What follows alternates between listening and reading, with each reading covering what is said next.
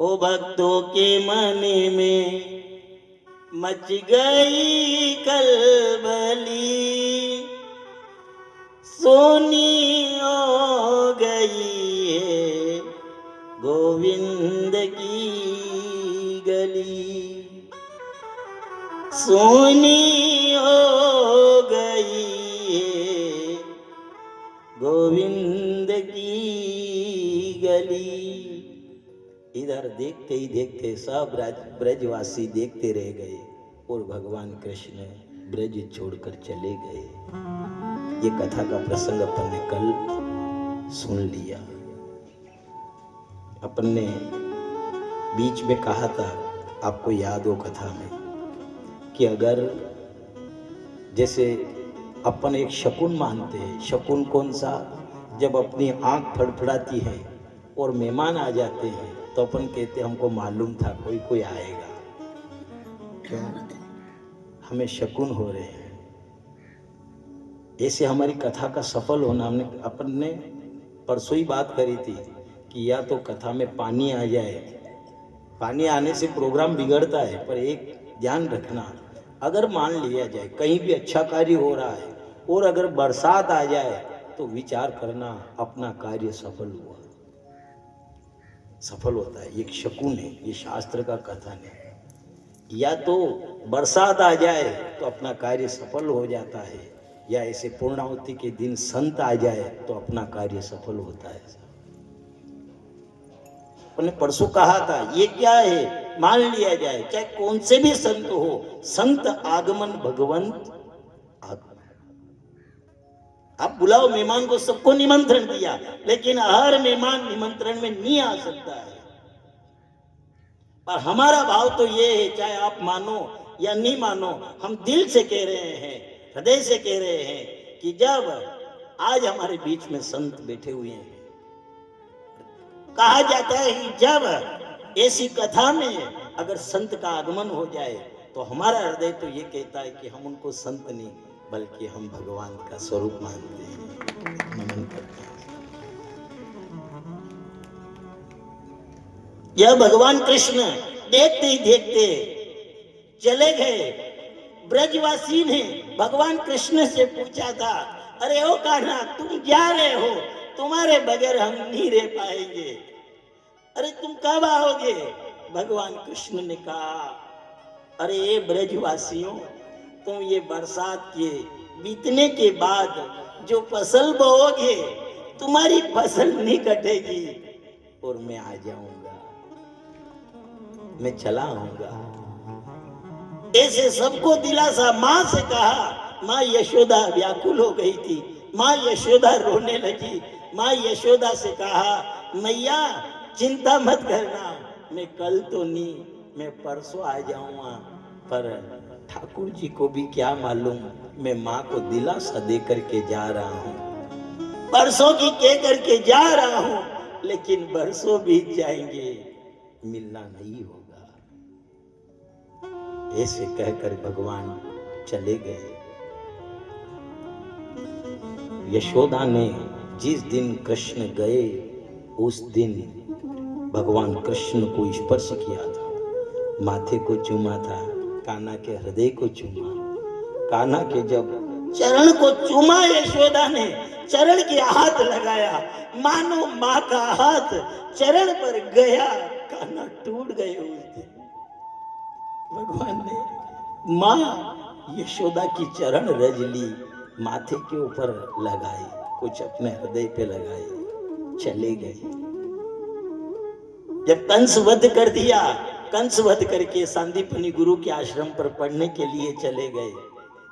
पढ़ करके जैसे आए द्वारिका के अंदर, माता पिता को बंदी गृह से मुक्त करवाया, बाबा वसुदेव जी और देवकी मैया को बंदी गृह से मुक्त करवाया, पढ़ने के लिए चले गए। वहां से आए, अब मथुरा में जब भगवान आए तो उनका नाम कन्हवा नहीं रहा, कोई उसे कन्हवा नहीं कहते, कोई कन्हैया नहीं कहते, कोई गोविंद नहीं कहते, कोई गोपाल नहीं कहते, कोई गिरधर, ये सब नाम बंद हो गए।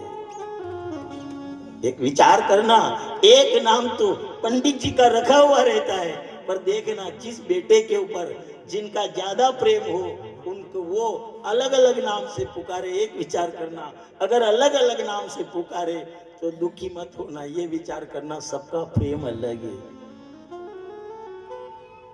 आज भगवान कृष्ण जब जिस कक्ष के अंदर ठहरे हुए थे उस कक्ष की खिड़की खोल करके और ब्रज की ओर निहारते हैं और अकेले चुप चुप के रोते हैं। क्यों रोते हैं?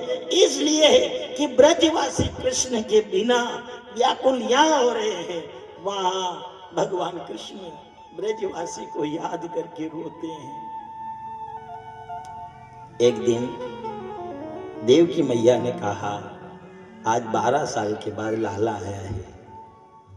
12 साल बाद जब लाला आया है तो अगर वसुदेव जी से पूछा आपकी आज्ञा हो तो मैं कान्हा को भोजन करवा के आ जाऊं। इधर वसुदेव जी ने कहा जाओ। देवकी ने 56 प्रकार के व्यंजन बनाए, व्यंजन बना करके, और जब देवकी मैया भगवान कृष्ण को भोजन करवाने के लिए गई, दरवाजा खटखटाया। भगवान कृष्ण कक्ष के अंदर रो रहे थे पर दरवाजा खटखटाया। भगवान ने अपने आंसू को पोंछा। क्यों पोंछा? इसलिए ऐसा नहीं हो कि कहीं देव की मैया को याद आ जाए और देव की मैया का हृदय टूट जाए। यशोदा को याद करके भगवान रो रहे थे। देव की मैया ने कहा लाला आओ मैं तुम्हें भोजन करवाऊं। इधर जैसे ही भगवान के लिए बिछौना बिछाया और भोजन करवाने लगी, हाथ जोड़ करके भगवान कृष्ण ने कहा मैया अगर बुरा नहीं मानो तो एक बात कहूं। हाँ कहो लाला, क्या बात है? मैया मैंने कभी जमीन के ऊपर बैठ करके भोजन नहीं किया, अगर तुम्हारी आज्ञा हो तो मैं तुम्हारी गोदी के अंदर बैठ जाऊं। जैसे ही ये भगवान कृष्ण ने कहा देवकी की छाती भर आई। अरे वाह यशोदा, कैसे लालन पालन में तूने मेरे कान्हा की पालना करी। इधर जब देव की मैया ने अपनी गोदी के अंदर लाला को बिठाया, इधर जैसे ही भोजन करवाने लगी और वो कपड़ा जो थाली के ऊपर ढका हुआ था, कपड़ा थाली के ऊपर जो ढका हुआ था, उस कपड़े को जैसे ही अलग किया, देखा तो उसके अंदर माखन बिलोड़ करके, क्योंकि देव की मैया जानती थी कि सबसे प्रिय कान्हा को लगता है तो माखन लगता है। और जैसे ही वो कपड़ा उस भोजन की थाली से हटाया, उस 56 प्रकार के व्यंजन उस थाली के अंदर परोसे हुए थे, लेकिन एक कटोरी के अंदर बिलोड़ करके माखन भरा हुआ था। उस माखन को देखा, देखते ही भगवान कृष्ण रोने लगे। यशोदा माँ की याद आ गई, जोर जोर से मैया मैया कह करके रोने लगे। भगवान कृष्ण भोजन नहीं किया, मुझे भोजन केवल मेरी मैया यशोदा के हाथ का अच्छा लगता है। रोने लगे। देवकी ने भोजन ही नहीं कराया, चली गई। वासुदेव जी ने पूछा क्या लाला को भोजन करवा के आ गई? नहीं, अरे लाला तो जोर जोर से रोने लगा, मैया यशोदा को याद करता है। उन्होंने कहा तुम जाओ, तुम उसे चुप करा करके आओ। अपन कहते हैं कि साहब भगवान के वहां जाने से मोह समाप्त होता है, लेकिन एक विचार कर लो, भक्त का प्रेम एक ऐसा था जो आज भगवान को मोहित कर दिया। भगवान आज खुद स्वयं मोहित हो गए, व्याकुल हो गए, मैया मैया याद करने लगे। अरे मुझे परसों नहीं जाना था तो मैंने मेरी मैया से ये क्यों कहा, मैया मैं परसों आ जाऊंगा। परसों करते करते बरसों बीत गए। मेरी मैया व्याकुल हो रही होगी। ऐसे जब व्याकुल हो गए, वसुदेव जी ने कहा कान्हा का एक मित्र है, मैं नहीं जाऊं, कान्हा का मित्र है जिसका नाम है उद्धव, मैं उद्धव को भेजूं। इधर उद्धव को बुलाया, तू जा और कान्हा क्यों रो रहा है तू जा करके पूछना। उद्धव जैसे ही गया, भगवान कृष्ण से कहा अरे कृष्ण क्यों रो रहे हो? इधर भगवान कृष्ण कहने लगे उद्धव मुझे मेरी मैया यशोदा की याद आ रही है। अरे मुझे परसों नहीं जाना था, मैंने मेरी मैया से झूठ क्यों बोला? मैं परसों आ जाऊंगा, मेरी माँ की याद आ रही है। ये उद्धव, तू मेरा काम करेगा क्या? एक मेरा संदेश ले जा। अरे मुझे ऐसा मालूम होता तो मेरे बाबा के हृदय से लिपट करके मैं सो जाता। एक भी दिन मेरे बाबा से लिपट करके नहीं सोया। उन्होंने कहा, ये कैसी मुंह की बातें कर रहा है तू? इधर भगवान कृष्ण ने कहा, तूने किससे प्रेम किया? मैंने मेरे बाबा से प्रेम किया, मेरी माँ से प्रेम किया। अरे एक दिन अगर मुझे ऐसा मालूम होता तो एक दिन मेरे बाबा की छाती से लिपट करके मैं सो जाता। क्यों? कभी मेरे बाबा से लिपट करके नहीं सोया। मैं सदैव मेरी मैया यशोदा के हृदय से लिपट करके सोया। एक दिन बाबा नंद जी ने कान्हा से कहा, आज तो ये लाला मेरे साथ सोएगा। रोज रोज भगवान कृष्ण माँ के हृदय से लिपट करके सोते। माँ कभी अपने हृदय से कान्हा को दूर नहीं करती। एक दिन बाबा नंद जी ने कहा, कान्हा लल्ला तो आज मेरे से लिपट करके सोएगा, मेरे पास सोएगा। उन्होंने कहा, हो। भगवान कृष्ण जानते थे कि मैया के बिना नींद नहीं आती है, लेकिन भगवान ने देखा बाबा नाराज हो जाएंगे। सोए भगवान कृष्ण, लेकिन नींद नहीं आई। बाबा नंद जी आधी रात में उठे, कान्हा से कहा, लल्ला जाओ अपनी माँ के पास जाकर सो जाओ। कान्हा वहाँ से नीचे कूद करके अपनी माँ से हृदय से लग गया और लिपट करके सो गया। आज भगवान कृष्ण उद्धव से कह रहे हैं, अगर मुझे बाबा से अलग होना था तो मैं एक दिन भी बाबा के हृदय से लिपट करके सोता, तो आज मुझे वियोग मालूम नहीं पड़ता। उद्धव से भगवान कहने लगे, उद्धव मैया से कहना, अरे उद्धव तेरी माँ से जाकर के मेरा ये संदेश कह देना, मुझे गोपियों की याद है रही, मुझे गैया की याद है रही, मुझे मेरी मैया की बहुत याद आ रही है। इधर रोते हुए भगवान कृष्ण संदेशा भेजते हैं, उद्धव मैया से कहना, तेरो कानो याद करे।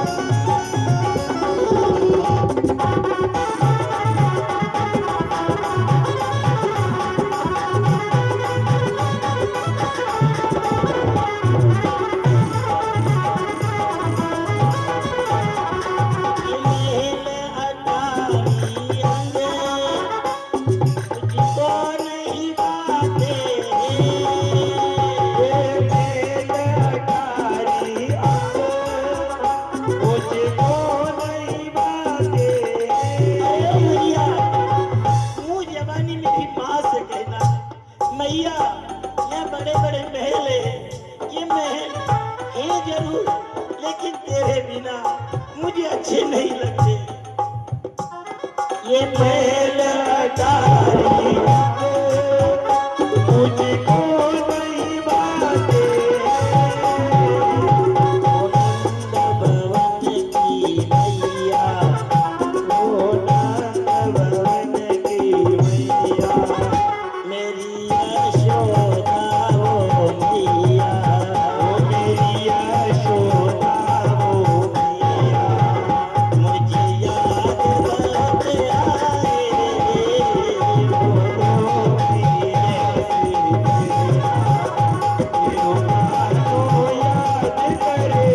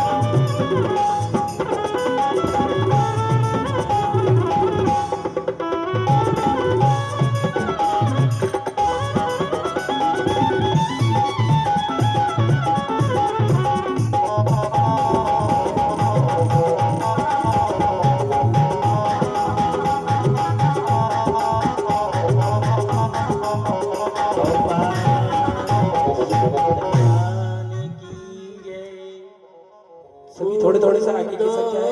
मैया से कहना,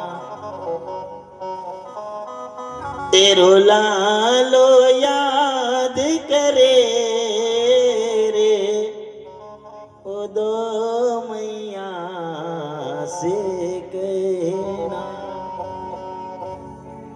इधर भगवान ने जब संदेशा दिया, रोने लगे, भगवान की आंख भर आई।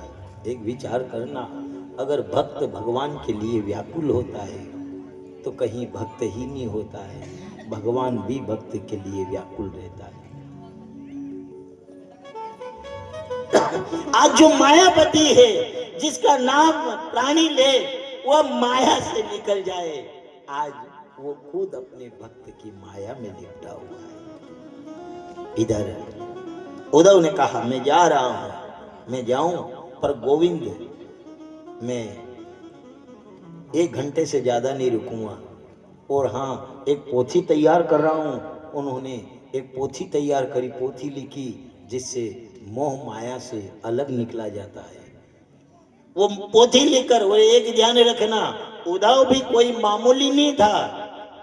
उद्धव बृहस्पति का जो शिष्य था, ज्ञानी में ज्ञानी बृहस्पति जी थे, देवताओं के गुरु थे। और बृहस्पति जी का जो सबसे प्रिय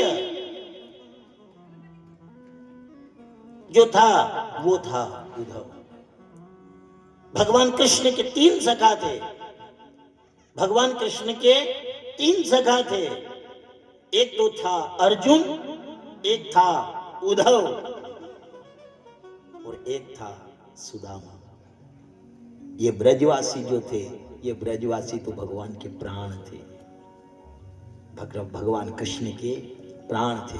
पर यहाँ उद्धव ने जब एक ज्ञान की पोथी तैयार करी, उन्होंने कहा वो जो अनपढ़ है, वो अनपढ़ है, वो पढ़े लिखे नहीं है, मैं उनको जाकर के ज्ञान दूंगा। भगवान कृष्ण विचार करने लगे, तू क्या ज्ञान देगा रे? वो ज्ञान की भाषा नहीं जानते, वो प्रेम की भाषा जानते। एक पोथी तैयार करी, पोथी तैयार करके, और जब अपनी वो काली कमलिया थी गले में कान्हा के, उन्होंने कहा ये कमलिया लेकर के जाओ। क्यों? कि बाबा नंद जी का ऐसा प्रेम था कि जिस वस्त्र को बाबा नंद जी धारण करते, पहले वो कान्हा छोटा था तो वो कान्हा को, सोया हुआ कान्हा रहता उसको उड़ा देते। जब कान्हा सवेरे उठता तो बाबा नंद जी वो जो वस्त्र उठा करके उसको पहनकर पूरे दिन उसकी सुगंध में मगन रहते थे। एक विचार करना, जितना प्रेम यशोदा और बाबा नंद जी से मिला, उसके बाद भगवान कृष्ण ने बोलना ही छोड़ दिया था, बात भी नहीं करते, हंसना बंद कर दिया था। आज जब भगवान कृष्ण की आंख में आंसू आ गए, रोते हुए भगवान ने इधर उधव के गले में वो काली कमली डाली, उधव पोथी तैयार करके ब्रज में शिक्षा देने के लिए निकला। पर भगवान कृष्ण से कहा, मैं 1 घंटा रुकूंगा क्योंकि मथुरा जंक्शन है। एक विचार करना, गांव में और शहर में, किसी ने प्रश्न किया कि गांव और शहर में क्या फर्क है?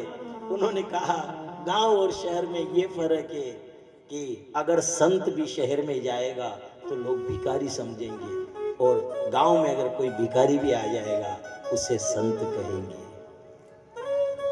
एक विचार करना, गांव गांव ऐसा। अगर गांव में ताकत नहीं होती, अपन छोटे गांव में रहते, पर कभी ये ख्वाब मत देखना कि गांव से ज्यादा आनंद शहर में मिलता नहीं। अगर शहर में आनंद मिलता तो मथुरा छोड़ करके भगवान कृष्ण ब्रज में नहीं रहते। चाहे गांव में गरीब मिलेंगे, पर एक विचार करना, गांव में प्रेम मिलता है, और प्रेम एक ऐसी चीज है जो पैसे से नहीं खरीदी जाती। उधर जब एक ज्ञान की पोथी तैयार करी, 1 घंटे की कह करके निकला कि मथुरा से चले उदो, मथुरा से चले उदो,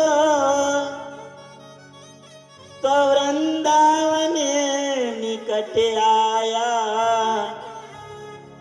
वहीं प्रेम ने अपना अनोखा रंग दिखलाया।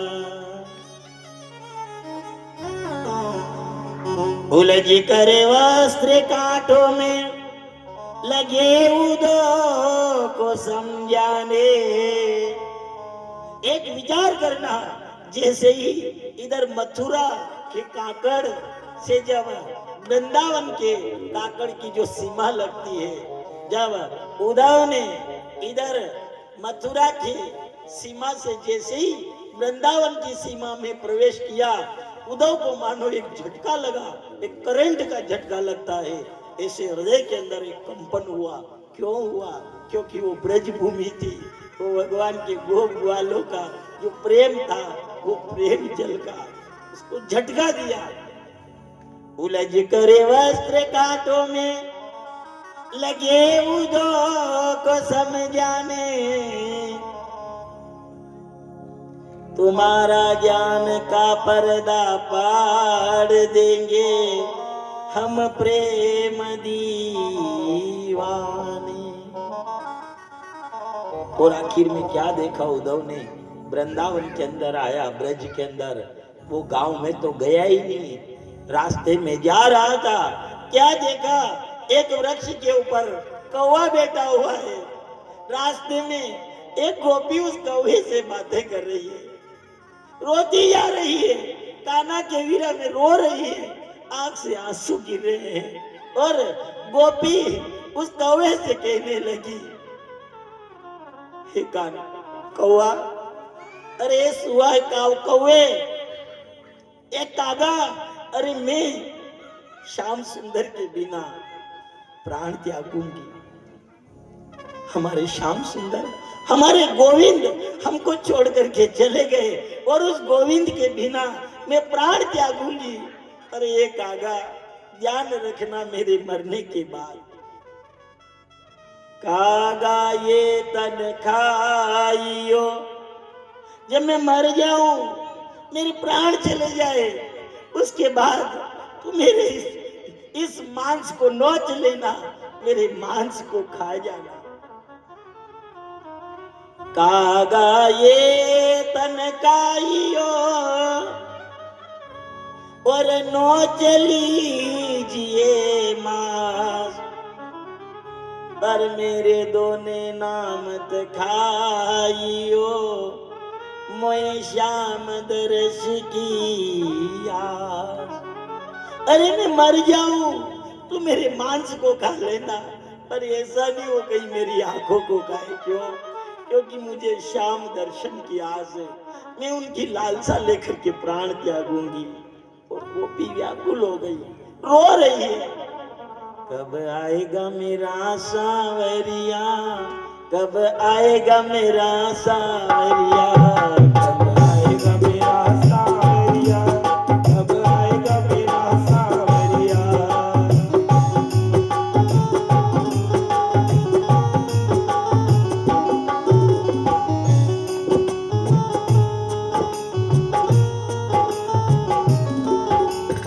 जो मैं साजन थी, ये प्रीत किए दुख होए, नगर ढिंडोरा पीटती, प्रीत न करियो को। आएगा मेरा सांवरिया, कब आएगा मेरा सांवरिया।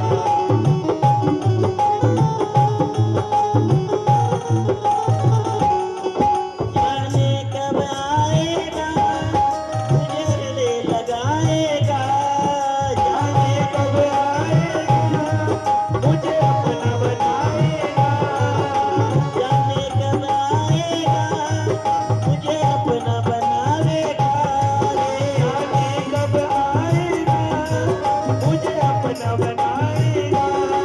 मेरे आंसू, मेरे आंसू, मेरे आंसू मुझे गले लगाएगा, ओ मेरे आंसू मुझे गले लगाएगा।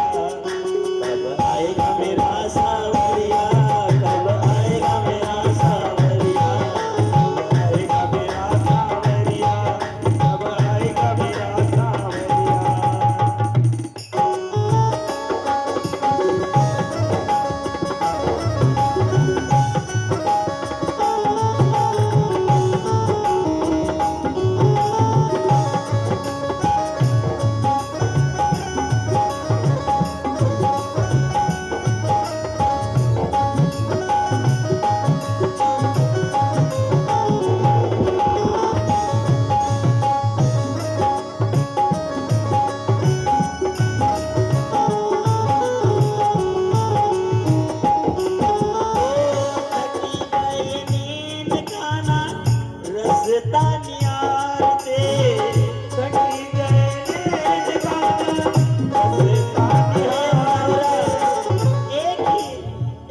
लगा करके मैं मथुरा की ओर देख रही हूँ।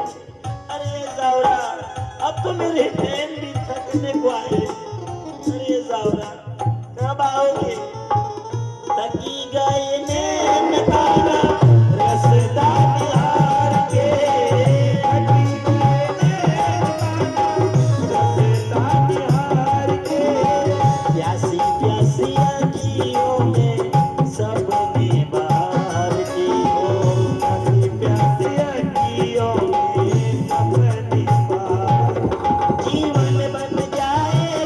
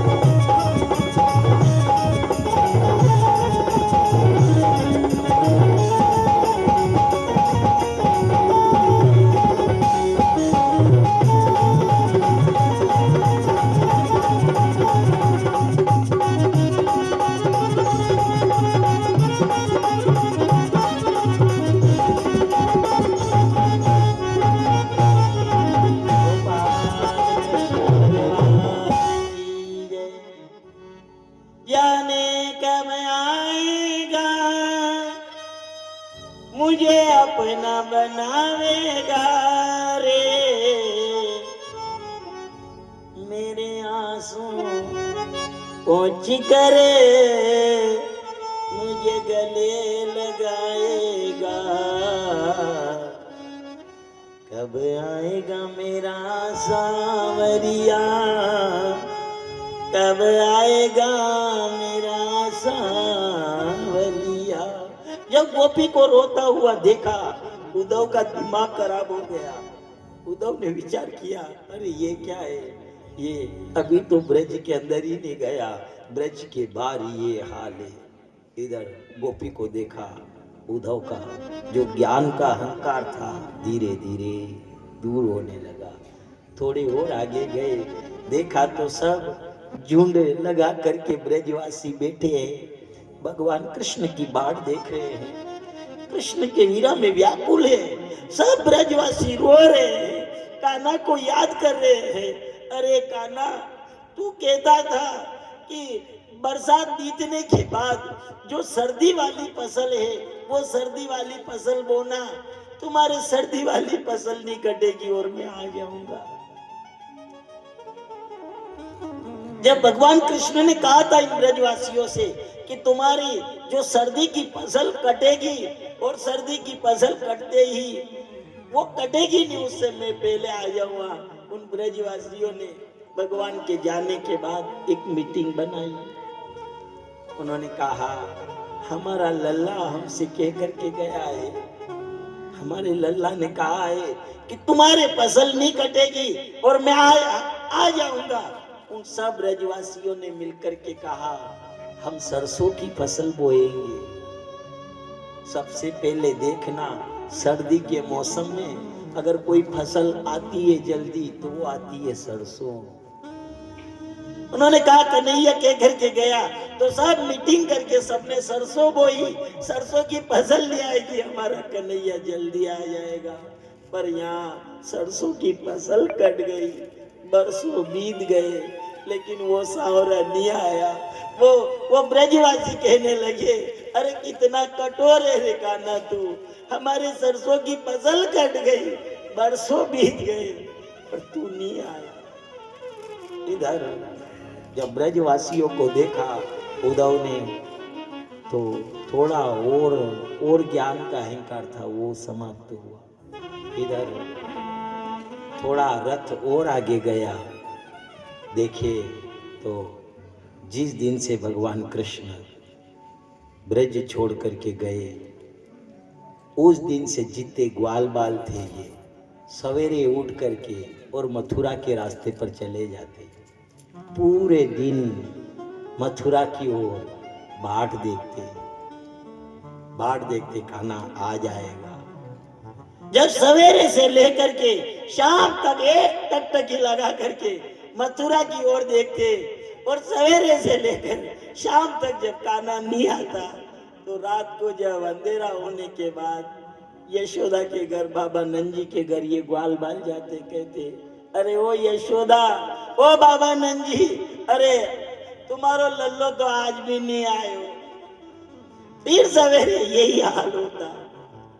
इधर जब उद्धव जी का रथ जा रहा था, इधर जितने भी ग्वाल बाल थे सब गए एकजुट होकर के। एक आवाज आ रही है, कान्हा तेरी जोत रहे गई माँ, जो हाथ रह गई माँ।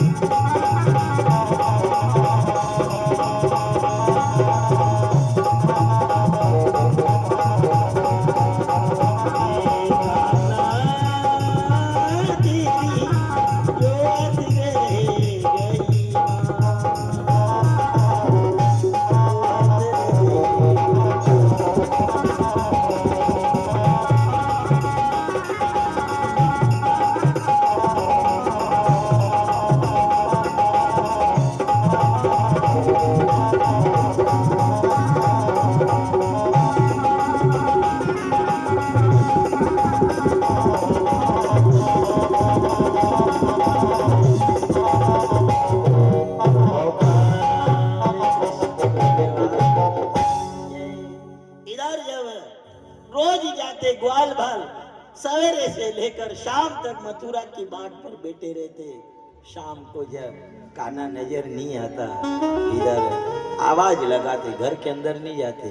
बाबा नंद जी के घर के भीतर आंगन के अंदर जब से भगवान कृष्ण गए कोई नहीं गया। इधर शाम को बाहर से आवाज लगा दे, अरे यशोदा तेरो लल्लो तो आज भी नहीं आयो, और इधर वहां से फिर चले जाते। जब भगवान नहीं आए, जिस रथ के अंदर भगवान बैठ करके गए थे उसी रथ की ध्वजा आई, नजर आई। सब ग्वाल बाल उछलने लगे, कूदने लगे, हमारा लल्ला आ गया, हमारा कन्हैया आ गया। सब कूदने लगे, प्रसन्न हो गए, और उनको ये मालूम नहीं है कन्हैया नहीं है, वो कन्हैया का सखा उद्धव है। इधर एक मधुमंगल जो था वो बिना पिता की संतान थी, गरीब माँ का बेटा था। मधुमंगल को सबसे अच्छा रखते भगवान कृष्ण। सब कूदने लगे, लेकिन मधुमंगल जो था उदास होकर के इतने दिन के बाद आया। मैं बात नहीं करूंगा कान्हा से, वो मुझे मनाएगा तो भी मैं नहीं मानूंगा। गरीब था मधुमंगल, एक थोड़ी दूर जाकर के बैठ गया, वो कान्हा मनाएगा मैं नहीं मानूंगा। एक विचार करना, जब माँ का बेटा होता है माँ से रूठता है, माँ पीछे पीछे जाती है, वो बेटा आगे भाग करके जाता है, माँ के हाथ में आए, फिर माँ पलट जाए, वो बेटा दौड़ करके फिर माँ का पल्ला पकड़ लेता है। और एक विचार करना, ये खेल माँ और बेटे के बीच में चलता है। और एक विचार कर लो, जिस बेटे की माँ ही नहीं हो वो बेटा किससे रूठे। एक विचार करना, माँ का जो बेटा है वो रूठ करके आगे आगे भाग करके जाए, वो माँ दौड़े वो हाथ नहीं आए, वो रूठे। पर एक विचार करना, जिस बेटे की माँ नहीं होती वो कभी ये खेल नहीं करता है, उससे मालूम है मेरी माँ ही नहीं है, मुझे कौन मना करके लाएगा। जैसा ये माँ और बेटे के बीच में खेल होता है, आज यही मधुमंगल ने देखा, मुझे मनाएगा वो कान्हा, मैं नहीं मानूंगा, मैं रूठ करके बैठूंगा। और उसे मालूम नहीं है उसे मनाने वाला तो वही मथुरा में रह गया, वो नहीं आया। इधर जब मधुमंगल थोड़ी दूर जाकर के बैठ जाता है, इधर जब पास में रथ आया, देखे तो उद्धव कृष्ण हो तो नजर आए। थोड़ी देर मधुमंगल बैठा हुआ था, कुछ आवाज नहीं आई, मुंह फेर करके बैठा था। और उस समय मधुमंगल ने विचार कर लिया, चाहे रथ तो वही है जिस रथ के अंदर हमारा सखा मित्र कन्हैया बैठ करके गया, गोविंद गया, रथ तो वही है, लेकिन उस रथ में आने वाला हमारा गोविंद नहीं हो सकता है। हमारा गोविंद होता तो मुझे आज गले लगा लेता। मधुमंगल थोड़ी देर बैठा, उठ करके चला आया। इसलिए पहली बात तो ये है साहब, ये भक्ति का मार्ग अच्छा नहीं है। भक्ति का मार्ग अच्छा नहीं है। पहली बात तो ये रंग नहीं चढ़े तो अच्छा है। एक बार ये रंग चढ़ जाता है फिर ये नशा उतरता नहीं, व्याकुल हो जाते हैं। जब मधुमंगल आ गया, उद्धव ने देखा, मैं विचार करूं कान्हा रो रहा है, अरे कान्हा पागल हो गया। अरे कान्हा क्या पागल हो, पागल करने वाले तो ये ब्रजवासी हैं। लोग के साथ भजन करे लोग के, तुम्हारे आंसू कौन पोंछेंगे, कौन तुम्हारे आंसू पोंछेंगे, कौन तुम्हारा हाथ थामेगा। इधर उस चार भुजानाथ ने कहा, अरे दो हाथ वाले की आस मत करना, तुम्हारे तो दो हाथ है। लोग ये कि तुम भजन करो, कौन खाने को देगा, कौन तुम्हारे हाथ को थामेगा। एक विचार करना। वो सावरिया सेठ कहता है, मेरा नाम चार भुजानाथ भी है, दो हाथों से तो मैं तुम्हारा हाथ थामूंगा, दो हाथों से मैं तुम्हारा हाथ थामूंगा, और दो हाथ और बाकी है, उन दो हाथों से मैं तुम्हारे आंसू को पोंछूंगा। एक विचार करना, ये क्या, ये भक्ति है। इसलिए कहा जाता है भक्ति के अंदर तो वो ताकत है, जहां पुण्य काम नहीं आए, जहां पुण्य काम नहीं आए, वहां जहां पूत काम नहीं आए वहां पुण्य काम आता है। और नहीं है कि वो एक मांस भक्षण करने वाला पूत अगर है, पूत तो मुंह की लार पोंछता है, पूत अगर हो तो मुंह की लार पोंछता है, पूत अगर हो तो आंख के आंसू पूछता है। पर एक विचार करना, पुण्य तो वो है जो पंख कटे हुए थे, वो गोदी में सोया हुआ जटायु भगवान खुद अपनी जटाओं से उसके लहू को पोंछ रहे हैं। पुण्य में वो ताकत है। उद्धव का दिमाग खराब हो गया। उद्धव ने ब्रजवासियों का हाल देखा, पूछा बाबा नंद जी का घर। उन्होंने कहा जिस दिन से भगवान गए उस दिन से बाबा नंद जी के घर का लोगों ने पता पूछना छोड़ दिया। और तुम अगर तुम्हें जाना है तो जाओ, इधर जैसे ही ये पानी का पनारा आ रहा है, ये बाबा नंद जी के घर से आ रहा है। इधर उद्धव जी गए, जाकर के देखा तो माँ का तो हाल बुरा। माँ तो वो झूला पकड़ करके बैठी हुई है, झूला दे रही है, मेरा लल्ला सो रहा है, कोई आवाज मत लगाना, मेरा लल्ला जाग जाएगा।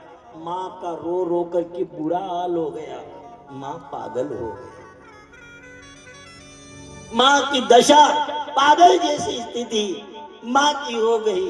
इधर मधुमंगल से पूछा, मधुमंगल लेकर के गया, कान्हा के विरह में सबको दिखाया, व्याकुल हो गया। गोपियों के पास में गया और गोपियों से जाकर कहा मैं तुम्हें ज्ञान दूं। गोपियों ने कहा तुम क्या ज्ञान दोगे,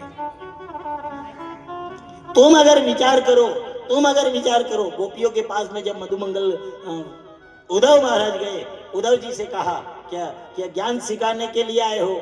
ये तो प्रेम की बात है ओ दो,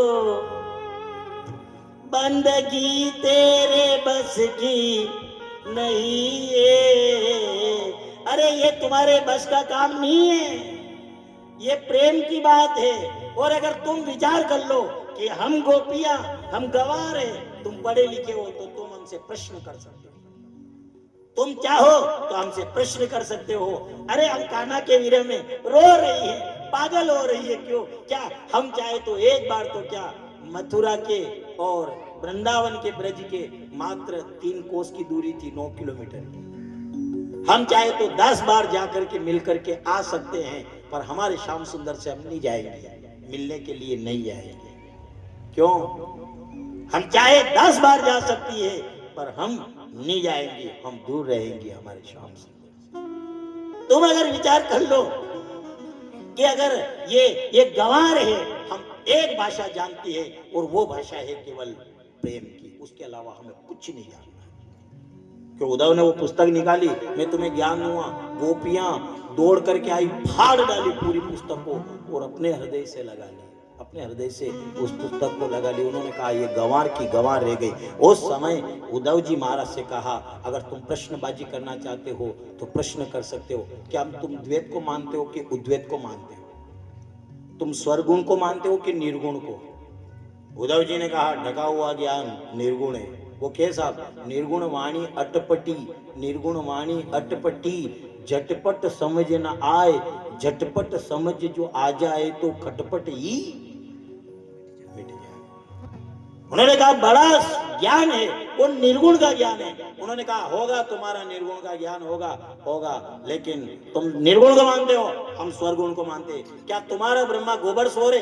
नहीं सो रहे। उन्होंने कहा हमारा ब्रह्मा तो हमारे साथ गाय चराया है, हमारे साथ गोबर सो रहे। इधर जब उन्होंने इस प्रकार की प्रश्नबाजी हुई, उद्धव आधा घंटा 1 घंटा की कह करके आया था, उद्धव को 7 महीने ब्रज में हो गया। उद्धव ने कहा अब तुम्हारे मन की बात हो तो कहो। इधर उन्होंने कहा अरे ये उद्धव, 2 मन नहीं है, हमारा एक ही मन है, और एक मन था वो भी हमारे श्याम सुंदर के साथ चला गया।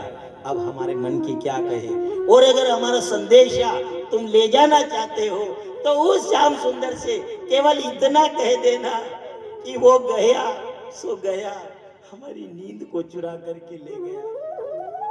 जिस दिन से वो गया, अरे कोई अगर कह दे, अगर मान लिया वो नींद अगर नहीं ले जाता तो उसके जाने के बाद नींद आ जाए तो हम सपने में भी उसको देख ले, पर वो चोर है, वो चलिया है, वो गया सो तो गया, हमारे आंखों की नींद भी चुरा करके ले गया।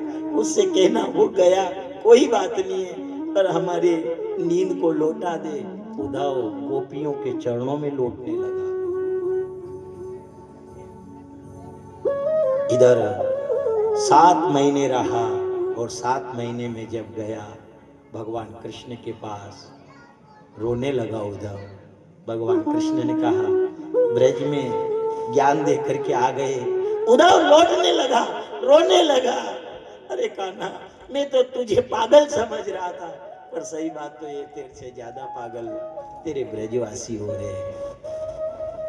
इधर जब उद्धव का अहंकार समाप्त हुआ, उस समय भगवान कृष्ण ने कहा हे उद्धव, तू मेरे ग्वाल बाल, मेरी मैया, मेरी गैया, मेरे बाबा का संदेश लेकर के आया है। क्या वरदान मांगे? तू के साकेत लोक में भेज दूं, तू के क्षीर सागर में भेज दूं। अरे क्या वरदान मांगना चाहे, जो भी आज वरदान मांगे मैं प्रसन्न हूं, दे दूं। भगवान कृष्ण ने जब इतनी वाणी उच्चारण करी, उद्धव ने कहा ना तो तेरा वैकुंठ चाहिए हे कान्हा, ना तेरा क्षीर सागर चाहिए, ना तेरा स्वर्ग चाहिए, तो फिर क्या चाहिए? तभी उद्धव कहने लगा बसा लो वृंदावन में, बसा लो वृंदावन में।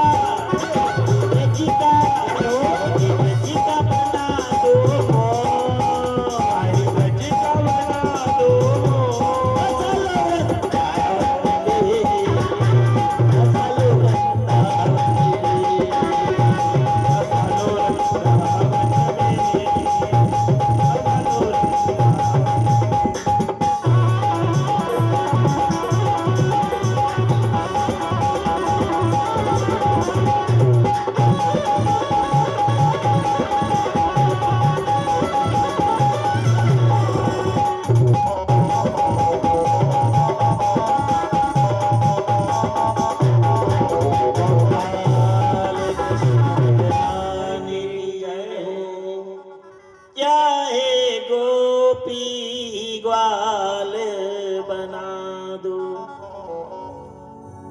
लता पताया डाली बना दो, चाहे ब्रज का मना दो मोर, बसा लो वृंदावन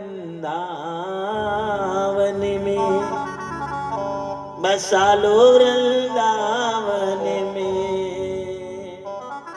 इधर भगवान कृष्ण ने कहा, तू मेरे ब्रजवासियों का संदेश लेकर के आया, तू मांग उद्धव, क्या मांगना चाहता है?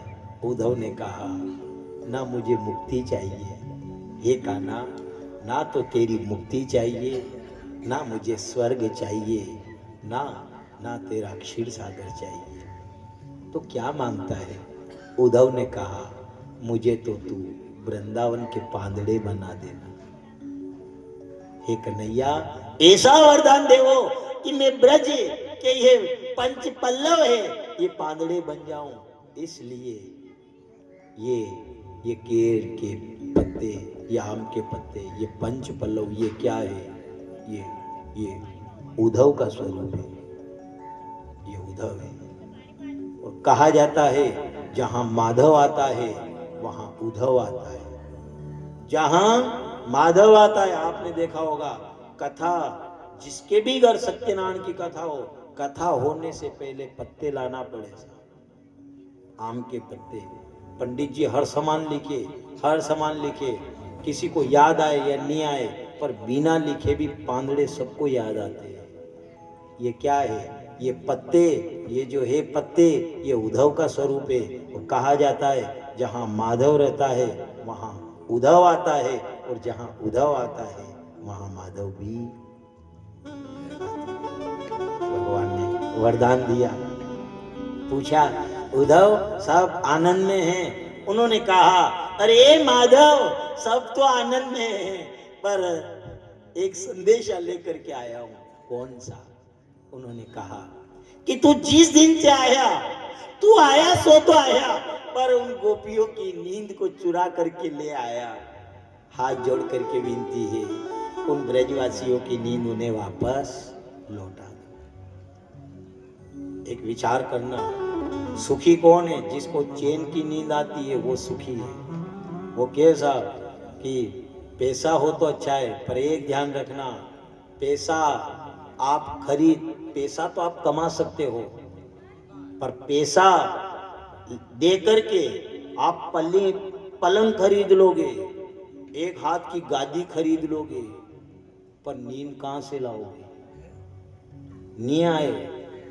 पहली बात तो यह है, नींद अगर आवा की वे तो साहब ये ऐसी जगह आई जा ने देखो कदी कने नींद नहीं आई रही वे ने कणी ने नींद आवे, कारण के मोना कलाकार देखू मने थोड़ी कम आवे, तो मु राते उठी जो ने पछी वाला कलाकार देखू, ओए पूछो मती, कड़का गोदड़ा के जई रहा, कड़की टांगा के जई रही ना, हाय मस्त वीने उतारे मुंह इंजरू के मने का नहीं आई रही ऐसी।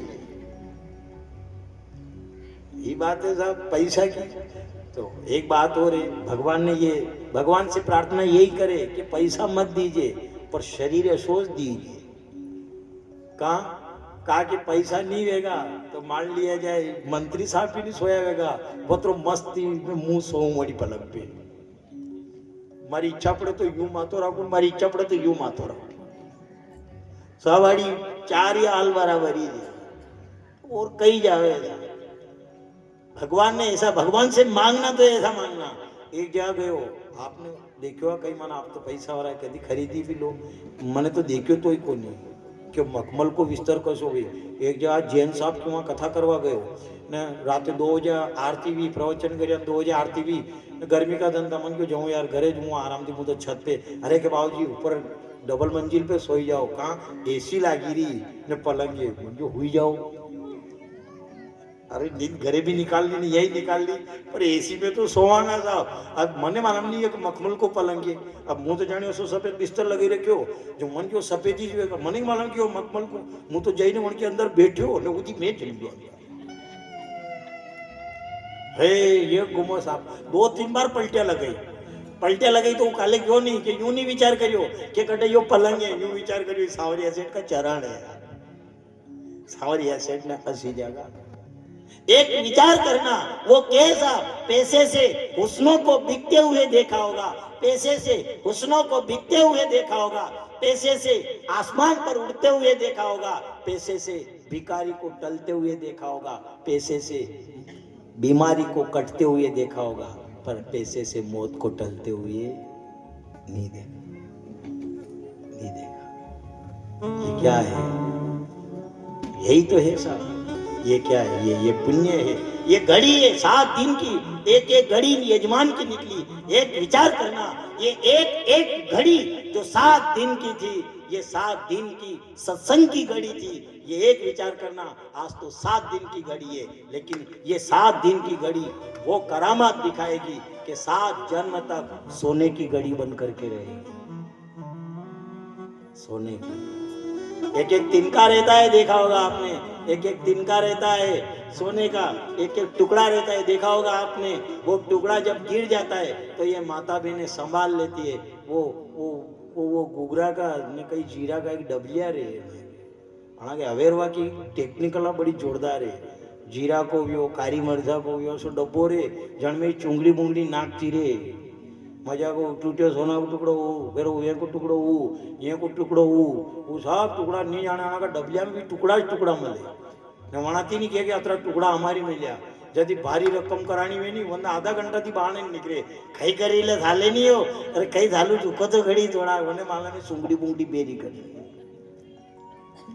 हाँ बोलो साहब जो रकम करवानी है वो रकम तो उनके पैसे से हो जाती है तो उनके बाद के सेठबा एक और निकार होगी कि मारे पास पैसा को नहीं थी पाचे काश को थोड़ा मैंने आगे आवा क्या मी भी सेठबा थी कम नहीं है साहब का और कहीं लेगा अरे कहाँ इज्जत का काकरा करावे ये भी मु ये में थी उधार करीन लाए तो ना पैसा नहीं है मार पा न तू ना सेठबा के सामने नीचे देखाड़ेगा ना मैंने कभी उधार नहीं करो जी चिंता मत करो जी तो पाचे काश को न जाट आगे भी जा कतरा की या और भारी निकारो और भारी निकालेगा वो माथे हाथ दिन भी जाके नाश करेगा या मारो वाह साहब कतरा की मणि अतरा की पजो वो पोटली खोले या तो लो या कतरा की वीरी या अतरा की वो जाने का अतरा की तो या रकम भी अब 10,000 और सही रहा पे कहीं करूं पसे वो वटवो निकालेगा ने मैं थी कड़क कड़क पांचेगा वो के काए ई क्या थी लई वाके के कई तो सीतरा दोया वड़ा का कई आड़े आड़े का बड़ी कलाकार है साहब ये बेचारा थके करे ने कदी 5 की नोट बुशेट में रीगिन टांगी जो ये उठी ने हमारे 5 की नोट है ली ने आपने वटवा में यो दादो मन कब पैसे कटे यार 5 रुपए कहीं गया ना आवाज लगा कब 5 रुपए दे क्या खाइयो थान 5 रुपए खोई गया जब तो घर वंगे लगा होगा खोई दो असोस काम करो कोई नहीं खोना मुझे तो भूलियो है मारा दिमाग में चली 5 रुपया था काय सोल्डी थने तो काढ़िया पया यहाँ एक विचार कर लो था वो आड़े आड़े के कोई तो चुंगड़ी बुंगड़ी थोड़ी सी डब्बा में गुगरा ने वड़ में थी यो यूं करी ने अतरा भेरा कर लेगा और वड़ के बाद में कुछ आड़े आड़े का भी निकालेगा पर्स में थी नजर सेठबा के और के साहब या साहब मारी कमाई है बड़ी मुश्किल थी कमाई है भी भली भी 2 लाख की रकम करे देगा वन में प्रसन्नता नहीं रहेगा लेकिन जहाँ चुंगड़ी बुंगड़ी की जहाँ रकम करे लाएगा वह रकम खास रहेगा क्यों वह मेहनत की एक विचार करना ये यजमान ने 7 दिन तक अपन ने क्या ये चुंगड़ी बुंगड़ी इकट्ठी करी ये घड़ी निकाली एक एक टुकड़ा निकाला है समय मामूली चीज नहीं है कोई फ्री नहीं है लेकिन निकाला आपने एक एक घड़ी को जोड़ा पर एक विचार करना एक समय आने दो वो समय वो सोने की घड़ी बनेगी ध्यान रखना यहाँ का समय अलग है कटे ऐसो नहीं वे कि घना की दे मैं तो भाई हूं नहीं रो तो माँ वाह अलग सी दे यूं तो मान लिया यो चुंगड़ी बुंगड़ी हो नो टूट्यो न मान लिया जाए गुगरो टूट्यो चांदी ई चुंगड़ी बुंगड़ी टूटे रे आना की रकम वणे यूं तो आप विचार कर लो कि मैं तो ये में घूमी रहता वही जुड़े वो नहीं जुड़े वो तो फिर कपड़ा वाला सिस्टम है ये पोचा लगाओ को कपड़ो अलग है ने गाड़ी पूछवा को कपड़ो अलग है ने सत साफ करवा को कपड़ो अलग है, सब कपड़ा ने बेरा कर लो ना पूछवा वाला ने वन को शर्ट दिवाड़ो वो जमे वैसे शर्ट दिवाड़ी ने इधर भावना में इधर क्या दिया आए हुए यार बाहर निकालो। एक विचार कर लो, ये वो भी वो कटा फटा रहता है, उसका भी शर्ट बन जाए और इस टूटे हुए की रकम बन जाए, पर रकम का हाल अलग है, उसका हाल अलग है। ये घड़ी अलग चीज है, ये घड़ी चाहे कोई माने या नहीं माने, लेकिन समय आने पर मालूम पड़ेगा। इधर हाथ जोड़ करके उद्धव ने एक ही बात कही, कन्हैया तू वहां से आया पर हाथ जोड़ करके एक प्रार्थना करता हूँ, क्या तू गोपियों की नींद चुरा करके ले आया, ये नींद वापस कर दे। कृष्ण ने कहा उद्धव आज के बाद हर गोपी को नींद आएगी। और जैसे ही इधर उन्होंने कहा, एक गोपी दौड़ती हुई सवेरे गई, अरे सखी देखो तो, अरे आज मुझे गजब की नींद आई। इतने में तो दूसरी ओर से एक और गोपी दौड़ करके आई, अरे सखी, अरे आज देख मुझे नींद भी आई, गजब की नींद आई। तीसरी आई, उसने कहा आज तो मुझे नींद भी आई और सपना भी आया। और सपना भी कौन सा? वो सपना में आयो मारे सेठ मारो सावरी, अरे सपना में आयो सेठ मारो सावरी,